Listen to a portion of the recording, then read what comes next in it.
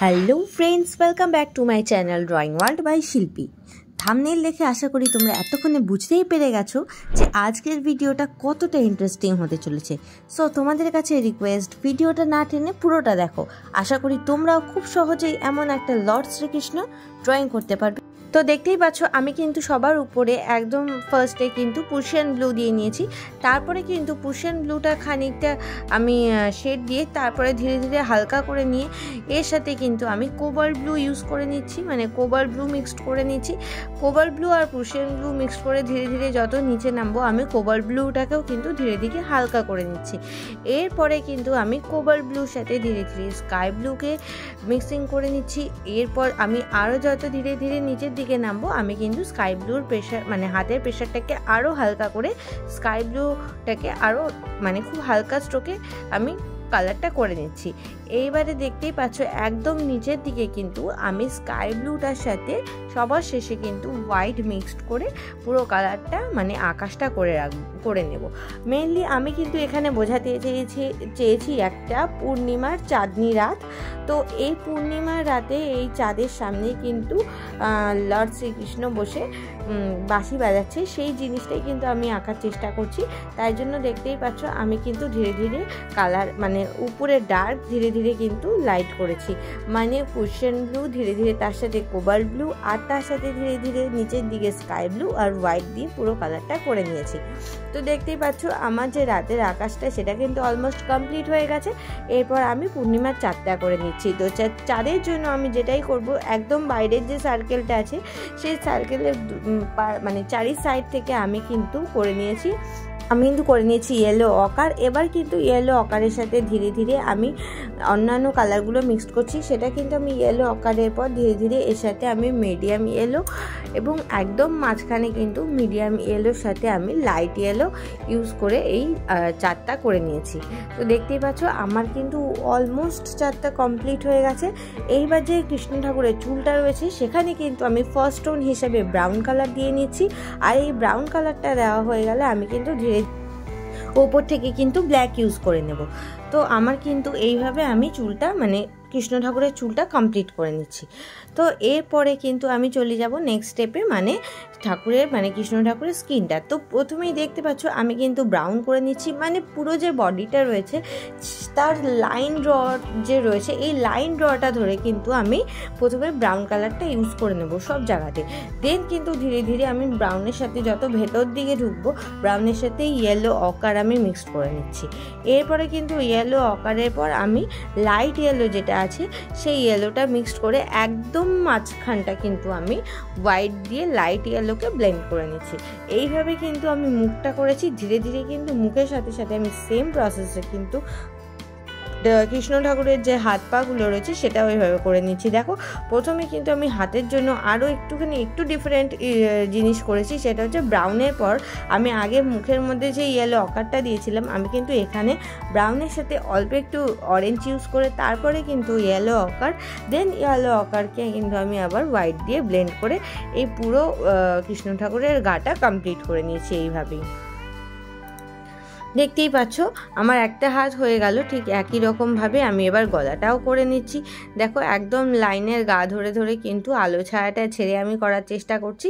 ছায়ার পোর্শনটা কিন্তু ব্রাউন, ধীরে ধীরে কিন্তু ব্রাউনের সাথে আমি অরেঞ্জ মিক্স করে নিচ্ছি। এরপরে অরেঞ্জের পর কিন্তু আমি নিয়েছি ইয়েলো অকার। আর ইয়েলো অকার মিক্স করার পর যে ফাঁকা মানে আলো পোর্শনটা রয়েছে সেই জায়গাটা কিন্তু আমি ইয়েলো অকারের সাথে হোয়াইট মিক্সড করে নিয়েছি। দেখতে পাচ্ছ? তো এইভাবে কিন্তু আমি পুরো কৃষ্ণ ঠাকুরের বডিটাও করে নিচ্ছি। তো তোমরা দেখতে থাকো।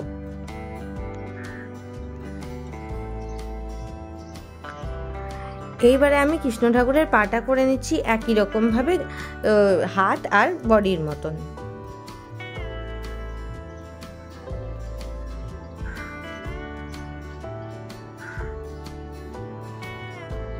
আর তোমাদের কোনো রিকোয়েস্টেড ভিডিও থাকলে কিন্তু অবশ্যই কমেন্টের মাধ্যমে জানাতে পারো। আমি কিন্তু তোমাদের রিকোয়েস্টগুলো রাখার চেষ্টা করব।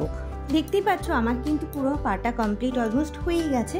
এবার কিন্তু আমি কৃষ্ণ ঠাকুরের যে ধুতিটা রয়েছে সেখানে চলে যাচ্ছি। তো প্রথমে কিন্তু আমি একদম ফার্স্ট টোনের জন্য কিন্তু অরেঞ্জ করে নিচ্ছি খুব হালকা করে, আর সাইড দিয়ে যেখানে ছায়া পোর্শনটা সেখানে কিন্তু আমি রেড দিয়ে নিচ্ছি। এইভাবে কিন্তু আমি এই যে মানে কোমরে যে কাঁচাটা বাঁধা ছিল সেটা করে নিয়েছি।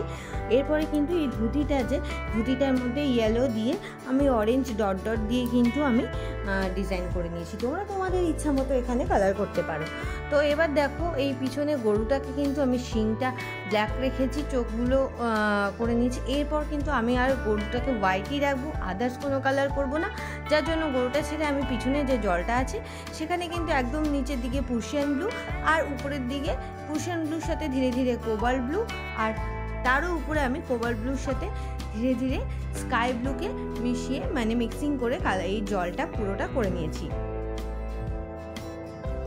দেখতেই পাচ্ছ আমার কিন্তু জল পোর্শনটা মানে যে নদীর ধারটায় বসে রয়েছে সেই নদীর ধারটা কিন্তু অলমোস্ট জলটা কিন্তু হয়ে গেছে। তোমরা কিন্তু এরকমভাবেও করতে পারো, বা কেউ যদি চাও পুরো স্কাই দিয়েও করতে পারো। তো আমার এইভাবে মনে হয়েছে করলে অনেক বেশি ইন্টারেস্টিং লাগবে, তাই জন্য কিন্তু আমি এইভাবে করেছি। এইবারে দেখতে পাচ্ছ আমি কিন্তু যে নিচের দিকে যে মানে ইয়েগুলো রয়েছে, ছোটো গাছগুলো রয়েছে, যেহেতু এটা রাতে আমি করছি তাই জন্য কিন্তু আমি রাতের বেলা যেহেতু গাছের পাতাগুলো একটু কালচে দেখায়, তাই জন্য কিন্তু আমি সমস্ত এই গাছের যে পাতাগুলো ছোটো ছোটো পাতাগুলো ছিল সেগুলো কিন্তু আমি ব্ল্যাক দিয়ে কালার করে নিয়েছি। আর নিচের দিকটা কিন্তু হতে চলেছে খুব আরও ইন্টারেস্টিং, তাই জন্য দেখো আমি প্রথমেই কিন্তু এক জায়গায় এক রকম কালার করে নিচ্ছি। দেখো আমি কিন্তু মাঝখানে লাইট গ্রিন, সাইডে ডার্ক গ্রিন, যেখানে যেরকম ইচ্ছা আমি কালার করে নিয়েছি। তার উপর থেকে কিন্তু আমি পুরো ব্ল্যাক দিয়ে একদম ডার্ক করে আমি এটাকে ফিল করে নিয়েছি। এরপরে নিয়ে নিয়েছি আমি একটা কালি ছাড়া একটা পেন, মানে এই পেনের রিফিলটার মধ্যে কোনো কালি নেই, আর এই পেন দিয়ে আমি কিন্তু এর উপর থেকে ব্ল্যাক কালারের উপর দিয়ে ধীরে ধীরে পাতা মতন করে ড্র করে নিচ্ছি। দেখো কত ইন্টারেস্টিং লাগছে লুকসটা, ভেতর থেকে যে কালারটা সেই কালারটা কিন্তু ফুটে বেরিয়ে উঠছে। খুব সুন্দর একটা মানে খুব সুন্দর একটা নতুনত্ব একটা জিনিস দেখতে পাচ্ছ। তো এরকমভাবে কিন্তু ইন্টারেস্টিং করতে পারো তোমরা নিজেদের ছবিকে। আমি কিন্তু এইভাবে পুরো যে মানে অন্ধকার পোর্শনটা মানে নিচে যে ঘাসগুলো বা গাছগুলো রয়েছে সেগুলো কিন্তু আমি করে নিলাম।